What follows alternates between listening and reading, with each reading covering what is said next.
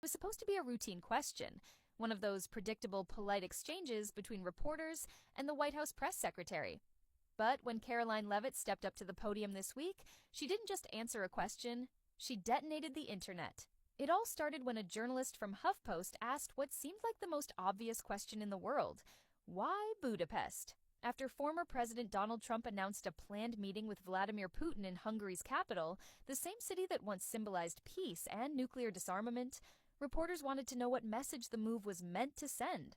After all, Budapest isn't just a pretty backdrop for photo ops, it's where the 1994 Budapest Memorandum was signed, the agreement in which Ukraine gave up its nuclear arsenal in exchange for promises of protection from the US, the UK, and Russia. Those promises were obliterated when Putin's Russia invaded Crimea in 2014 and later launched a full-scale invasion in 2022.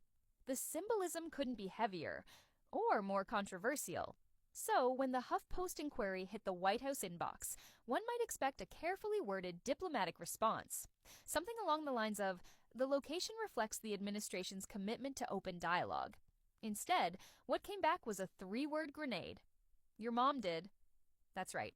Not a policy explanation, not a press release, a playground insult. Within minutes, screenshots of Leavitt's reply exploded across social media. CNN anchors blinked in disbelief. Twitter, X, melted down faster than an overworked Wi-Fi router. Some called it the most unprofessional government response in modern history.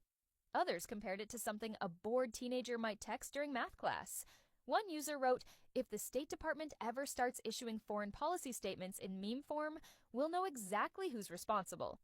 And yet, as ridiculous as it sounded, the moment laid bare a deeper, darker truth about the state of American politics.